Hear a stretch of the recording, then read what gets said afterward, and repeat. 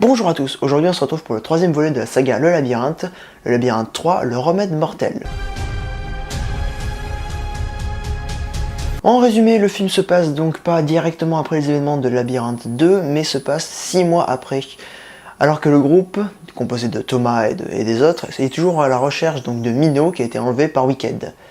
C'est en grosso merdo ce qui se passe dans l'histoire. Commençons donc cette vidéo par une partie non spoiler. Pas la peine, tout est évident dans ce film. Oui, mais les gens ne veulent pas être spoilés, donc on va éviter. D'un point de vue général, le film est plutôt moyen. Il n'est pas original pour un sou, il est plutôt prévisible, et malgré la compétence plus que passable des acteurs, on n'arrive pas à être porté par l'histoire et c'est d'une platitude impressionnante. Oui, enfin, tu t'attendais à quoi de la part d'un film de teenager? Et non, c'est là que tu te trompes. Avec le Labyrinthe, jusqu'à maintenant, on a eu plutôt des originalités dans les scénarios et qui étaient assez différents des petits films dystopiques qui se faisaient jusqu'à maintenant, comme Divergente ou Hunger Games, ne citant que les deux plus gros qui sont sortis après à la même époque. Le Labyrinthe apportait quelque chose d'assez inédit et d'assez surprenant, même si parfois c'est vrai qu'il prenait quelques facilités scénaristiques, mais plutôt dues au livre plus qu'au film lui-même, même si le film arrive à prendre quelques petite liberté par rapport au livre, je le conçois. Le premier film abordait même une sorte de métaphore vis-à-vis de l'adolescence, ce qui était plutôt bien amené pour un film de ce genre. Et le deuxième était plutôt inédit, que ce soit pour l'histoire ou que ce soit pour les environnements. Ouais, il y a du sable. T'as fini. On aime le sable. Bref, celui-là manque de profondeur et c'est dommage. On peut spoiler maintenant? Oui, on peut. Newt il meurt à la fin. Mais quel con. Ah quoi, elle était prévisible celle-là. Et pour une fois tu as raison. Malheureusement, comme je le disais, le film est prévisible à souhait. Vous verrez chaque événement venir et c'est d'un chiant pas possible. Beaucoup de films sont prévisibles, mais lui, il atteint des summums. Mais des summums, vous n'avez pas idée. Et le livre? Quoi le livre? Bah c'est pas comme dans le livre. Oui, mais là on parle que du film s'il te plaît. En outre tout ça, les personnages sont chiants. Thomas est sans arrêt en train d'hésiter, de ne pas savoir ce qu'il va faire, d'agir ou de ne pas agir. Et c'est insupportable. Et c'est plusieurs fois que dans le film, on a envie de rentrer dans l'écran et de dire « Mais tue-la! Tue-la !» Et quand je parle de cette personne, je parle bien entendu de la patronne de Wicked. Je me souviens plus de son nom. Mais c'est impressionnant, elle ne veut jamais agir. Ensuite, Teresa, elle décide de changer de camp presque 10 fois dans le film. On passe d'un méchant à gentil, méchant, gentil, on ne sait jamais ce qu'elle veut faire. Et ça ridiculise le personnage. Littlefinger, quant à lui, Johnson, quant à lui, est mais d'une platitude impressionnante. Tout ce qu'il fait se résume tout simplement à trahir ce pourquoi il combat, ou même on comprend pas trop ses idéologies, on sait pas trop où il se situe, et il fait des actions qui sont juste nulles, mais ça on y reviendra après. Et quant aux rebelles, ce sont des rebelles, donc la seule fonction qu'ils ont c'est de se rebeller.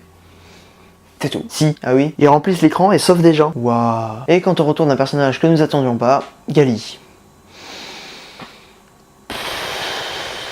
Je crois même que je vais passer sur ce point, ça ne sert à rien de développer. On s'en fout complètement. Et en plus, il change de façon de penser. Donc, Et je compte même pas le nombre de fois où le film nous fait des retournements de situation inutiles. Par exemple, quand les personnages sont dans un danger pas possible, ils craignent quelque chose, et il y a un ennemi en face d'eux, ils ne peuvent pas riposter, et hop, un allié surgit de nulle part et vient les sauver. 6. Quoi 6? Ça arrive 6 fois. C'est ce que je dis, c'est beaucoup trop. Pour un film normal, c'est beaucoup trop. Et je suis sûr que j'oublie quelques détails du scénario, mais c'est quand même les seuls points faibles que possède ce film. Et car oui, la réalisation, les acteurs, tout ça, on ne peut rien leur reprocher. On ne peut que reprocher au scénario, à l'histoire en général.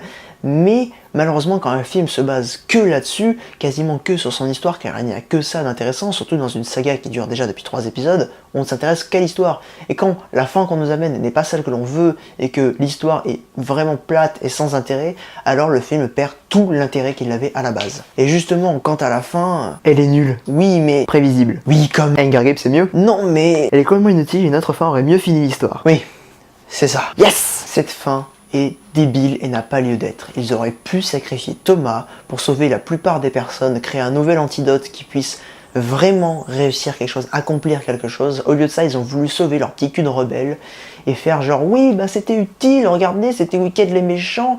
Alors qu'en fait, Wicked, c'est pas tant les méchants que ça, c'est plus ceux qui sont à fond dedans, comme par exemple le personnage de Jensen qui lui vraiment a une sorte de rôle débile qui est juste d'être un gros connard tout le long du film, et lui tout ce qu'il fait c'est se battre contre Wicked, et encore on comprend même pas ses intentions, on comprend pas la profondeur du personnage. Alors que la patronne de Wicked, elle a quelque chose.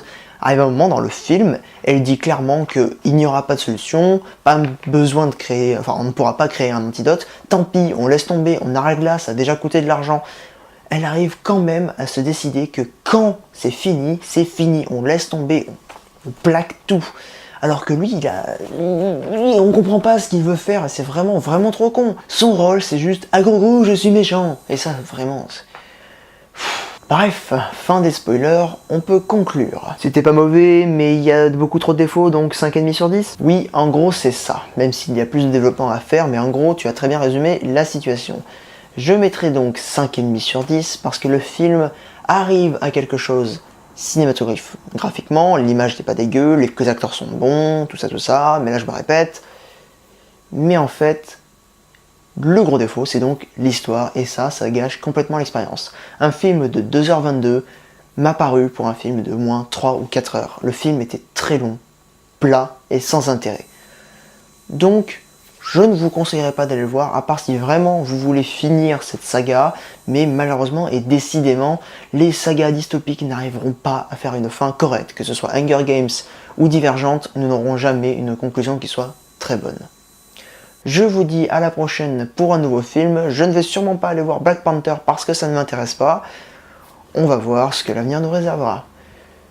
Ciao!